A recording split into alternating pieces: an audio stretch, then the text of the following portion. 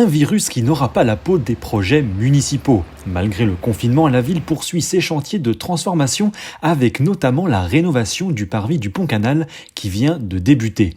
Il y a quelques mois, la municipalité avait procédé de manière spectaculaire au remplacement du pont des Perrues.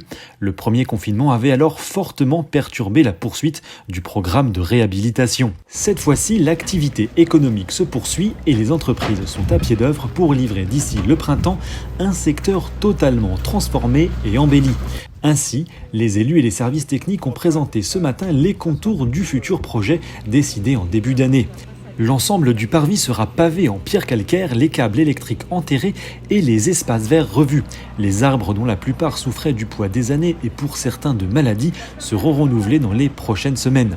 Sur la rive de l'Observatoire, le théâtre de verdure fera peau neuve avec une succession de longues assises qui permettront au public de suivre les spectacles de la saison estivale. Côté ouest, le cheminement sera moins pentu et réservé aux cyclistes, aux poussettes, aux personnes âgées. Les usages du pique-nique seront confortés par un mobilier simple et minimaliste et l'éclairage sera également revu dans son intégralité. Dès lundi, de fortes perturbations sont à prévoir pour une quinzaine de jours. Afin de permettre au personnel des entreprises de travailler en toute sécurité, il est demandé aux usagers de respecter la signalisation de déviation mise en place. Apprécié des Digoinais pour les promenades, le Pont-Canal est également un atout de taille pour l'attractivité touristique de la ville. Il fut cet été l'un des sites les plus visités de Saône-et-Loire. Le virus progresse un peu moins rapidement, mais la situation sanitaire reste toujours préoccupante en Saône-et-Loire. Le département se plaçant encore cette semaine sur le podium des territoires les plus malades de la région. Au 19 novembre 2020, selon l'Agence régionale de santé, 513 personnes atteintes du virus Covid-19 sont hospitalisées et 44 patients sont pris en charge en réanimation. Pour la période du 6 au 12 novembre, le taux de contamination est de 419 pour 100 000 habitants. C'est un peu moins que la semaine précédente. Un début d'embellie qui nous incite à rester prudents. Le nombre de décès a lui fortement augmenté ces dernières semaines. Près de 20 décès ont été enregistrés dans la seule journée du lundi 16 novembre, un record qui n'avait pas été atteint lors du premier confinement.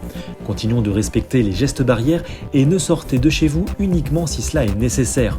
Le port du masque demeure l'un des outils les plus efficaces pour ralentir la contamination, même à domicile. Le Grand Charolais relance son programme d'accompagnement des chefs d'entreprise en difficulté suite au confinement. Un seul numéro, le 09 71 16 95 77 et un seul mail, entreprendre@legrandcharolais.fr. L'ensemble des mesures de soutien sont également disponibles sur le site du Grand Charolais. On termine avec une note de gaieté à l'approche des fêtes de fin d'année. Jusqu'à mi-décembre, la boîte aux lettres du Père Noël vous attend place de l'église. Venez vite lui déposer votre liste à l'adresse suivante, Monsieur le Père Noël, avenue des Reines, Laponie. Le Père Noël répond à toutes les lettres qui lui sont adressées. N'oubliez pas de mettre votre nom et votre adresse au dos de l'enveloppe pour recevoir sa réponse. En plus, c'est gratuit.